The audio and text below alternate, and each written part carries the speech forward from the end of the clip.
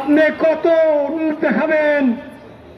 আপনার রূপ দেখতে দেখতে আমরা অস্থির, কিন্তু জাতীয়তাবাদী শক্তি শহীদ আর রক্তের সম্মুখে অশুদ্ধ সৈনিকরা কখনো পরাজয় বরণ করবে না।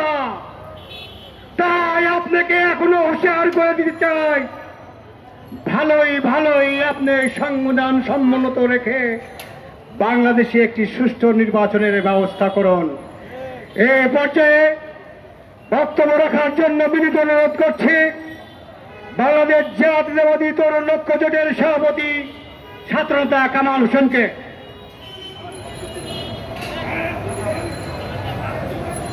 সংক্ষিপ্ত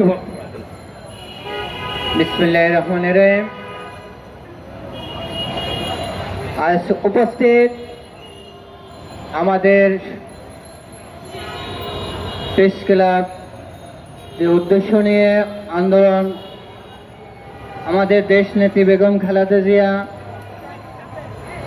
আমাদের সিনিয়র যত নেতাকর্মী জেলখানায় আছে বন্দী, সকলের মুক্তি কামনা করে আজকের বাংলাদেশ 18 কোটি জনগণের একই শব্দ, একই গান, সকলের মুক্তি, আমাদের নেত্রী বেগম খালেদা জিয়ার মুক্তি বাংলাদেশের অবশ্যই হবে ইনশাআল্লাহ।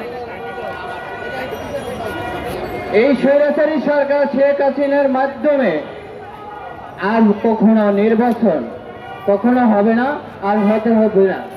আজকে শেষ একটি কথা বলতে চাই, সেটা হলো নৌকুমারকে লাথি মারো, বাংলাদেশ স্বাধীন করো।